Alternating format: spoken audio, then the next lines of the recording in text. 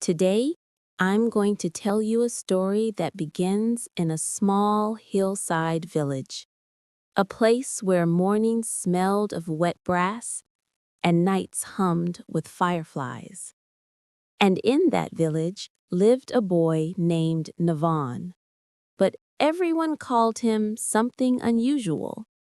They called him Courage. Nivan wasn't tall, he wasn't loud, and he wasn't the kind of boy who climbed roofs or chased wild dogs to impress anyone. But when people looked at him, they felt steady and safe, as if a quiet light lived inside him. No one really knew why, but they all agreed this boy carried something special.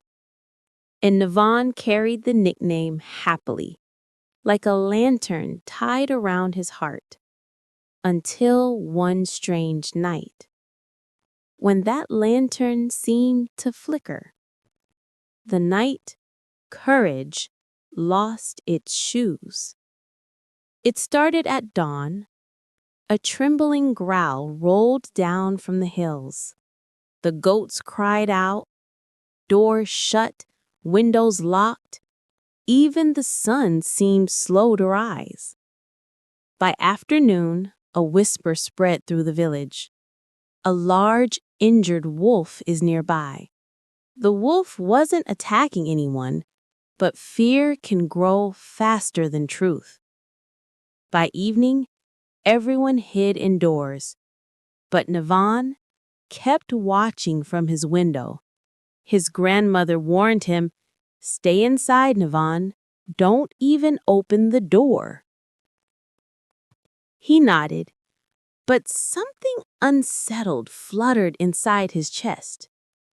As the last bit of daylight slipped away, Nivan looked around for his sandals, old, dusty brown sandals that he wore everywhere.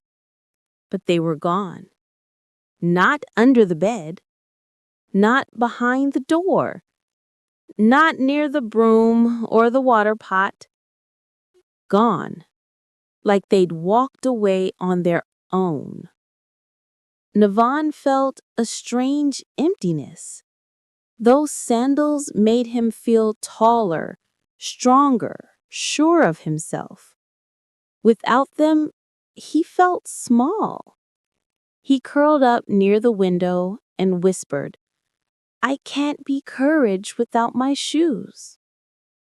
Hours later, the night broke with a sound. A soft cry, thin, trembling, wounded.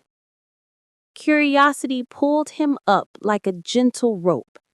He pressed his face to the window. Moonlight poured into the field, and there, near the old mango tree, he saw it. The wolf. But something else made his breath catch. Right beside the wolf lay one of his missing sandals, and the other one was tucked under the wolf's paw like a pillow of comfort. The wolf wasn't snarling. It wasn't dangerous. It was shivering and alone. And somehow Nivan understood. The wolf had taken his sandals because they smelled like a person, a reminder of company, a reminder of safety. It didn't want to die alone. Without thinking, Nivan opened the door. The air was cool.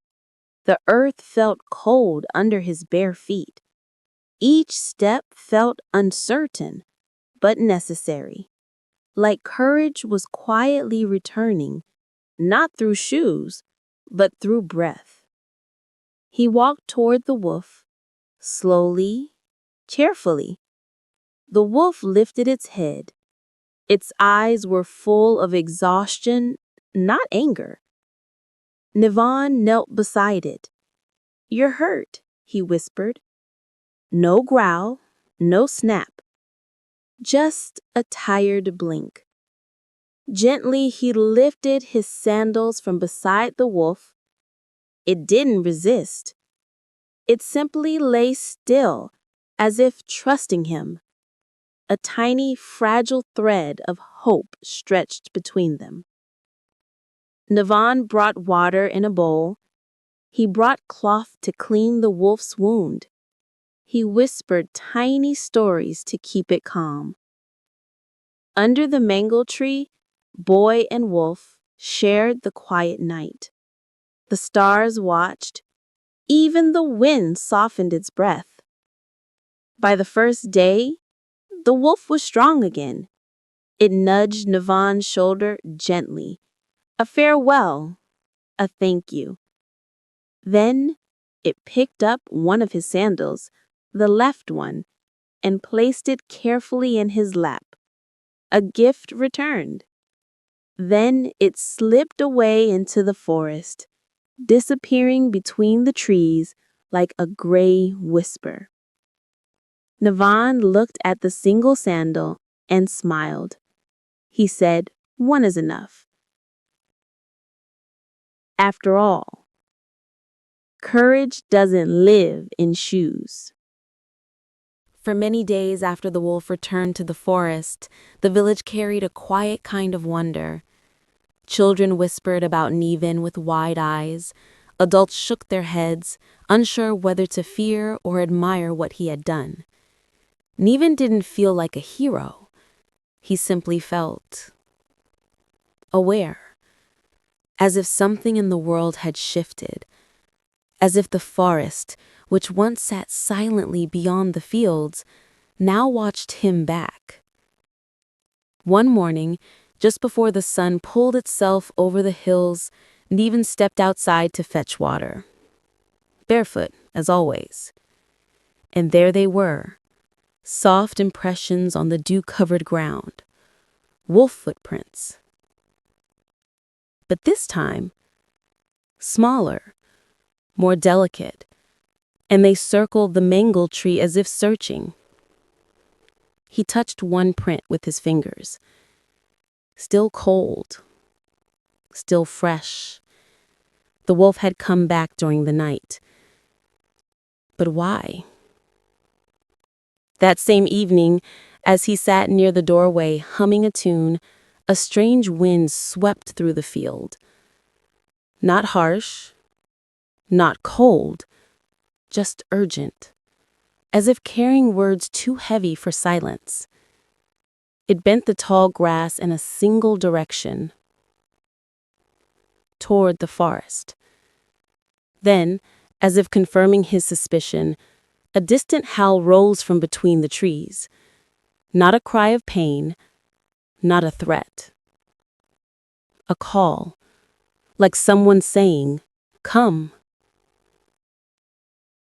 Nivan stood, his pulse rising gently like a drum beginning to wake. His grandmother noticed. "Don't wander tonight," she warned. "The forest is deeper than your courage."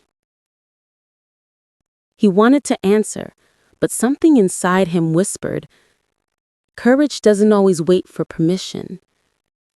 The forest wasn't pitch dark. Moonlight dripped through the leaves like silver crumbs, guiding his steps. He walked carefully, remembering where he had last seen the wolf disappear. Branches rustled softly. Owls blinked from high branches. Somewhere far inside, water trickled over stones. Then he saw it, a gray shape sitting calmly at the forest's edge. His wolf, but not alone. Beside it lay a bundle of brown leaves, carefully arranged, and in the center something glimmered faintly. A stone, perfectly smooth, carved with a shallow circle and a line, a symbol he didn't recognize. The wolf nudged it toward him. Nivan crouched, heart beating with a soft metallic rhythm. "What is this?" he whispered.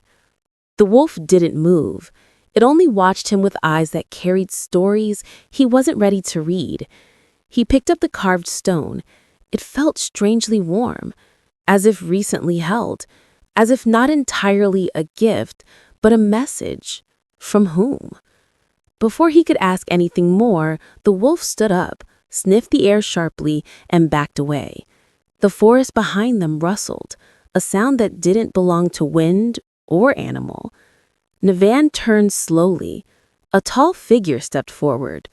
Not a villager, not a hunter. A girl, no older than 12, wrapped in a shawl the color of the forest floor, barefoot like him. Her hair was wild, her eyes sharper than moonlight. She looked at him, then at the wolf, then at the stone in his hand. "You shouldn't have taken that," she said quietly.